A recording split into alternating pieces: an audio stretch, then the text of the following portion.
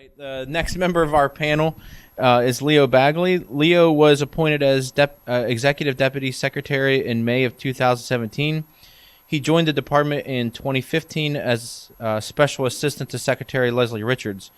Prior to PennDOT, he worked for 30 years at the Montgomery County Planning Commission in Norristown, where he was Assistant Director and Chief of Transportation Planning, as well as the Executive Director of the Montgomery County Transportation Authority. Previous work experience includes planning positions at Lackawanna County Planning Commission in northeastern Pennsylvania and the Tri-County Regional Planning Commission in Lansing, Michigan. A native of Sullivan County, Pennsylvania, Bagley earned his bachelor's degree in political science from the University of Scranton and a master's degree in urban and regional planning from the University of Pittsburgh. So please join me in welcoming Leo Bagley. Good morning, everyone. I think this is here it's on.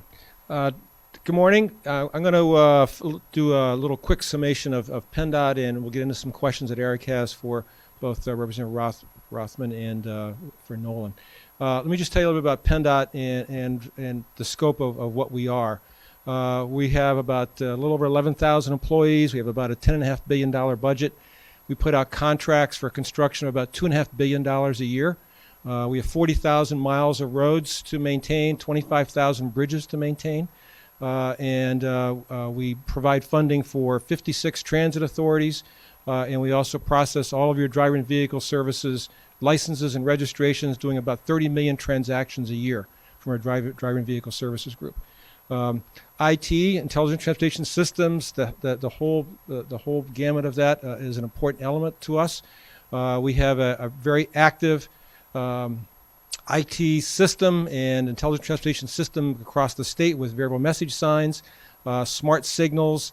We have a plan in place for both autonomous vehicles and for connected vehicles. An ITS strategic plan to be able to deploy more of this.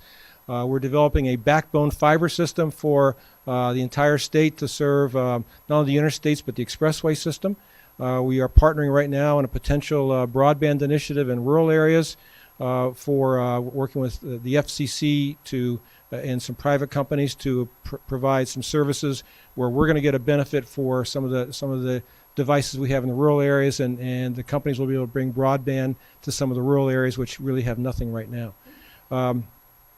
Our focus on the IT piece of this from the connected autonomous vehicles, I would say Pennsylvania and PennDOT are one of the top states in the country in terms of the leadership for connected autonomous vehicles.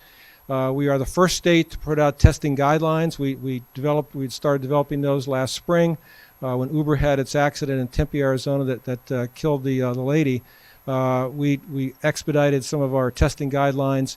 The Secretary announced those at an autonomous vehicle summit in Pittsburgh in April. We finalized those in July, and over that time period, we interviewed about 13 different companies, about 6 of which are testing in Pittsburgh right now, and those 13 companies will be doing I'll call it voluntary compliance with the testing guidelines in Pennsylvania. We have our first company has submitted its application in to be reviewed, and we expect the rest of them in by the end of the year. Pittsburgh is right now the center of autonomous vehicle testing in Pennsylvania, one of the centers in the country. I think that is a great thing for the state, and it's a great thing for the Pittsburgh region. We are expanding some of that IT technology, I think, into some other things that we're doing with some partners. We are working with Penn State and with the Turnpike Commission on what we're calling a Penn Start track. It's a testing and research facility track that we're looking to build in the Penn State, up in the Penn State and State College area. That will be for high-speed testing, for training for emergency responders to be able to train under high-speed conditions.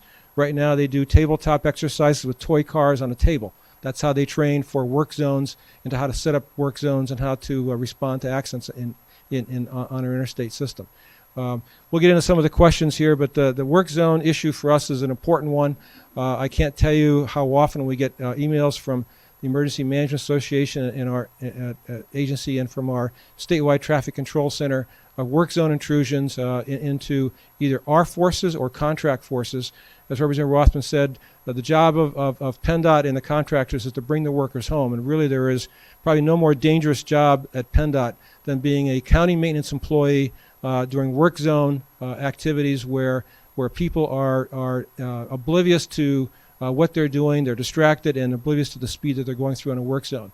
It is an incredibly dangerous job. We've had people killed over the past years, more people killed in work zone activities in PennDOT than have state police deaths. So it's an incredibly important thing for the Secretary to get some of this legislation passed. I was telling Representative Rothman one of the crazy things that you see in the work zones that was up on Route 33 and the expressway up in the Lehigh Valley this past summer.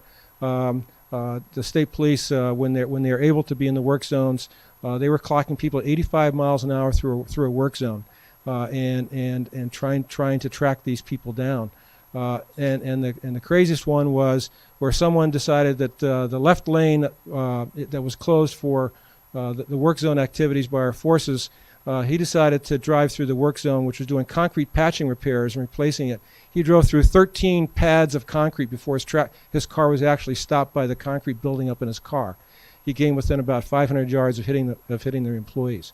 So this is the crazy stuff that happens out there.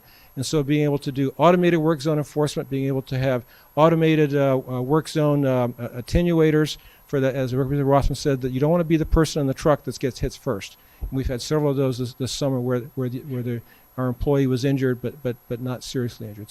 So with that, I will end, and we'll do some questions, Eric, and we can get into some of the issues. Thank you.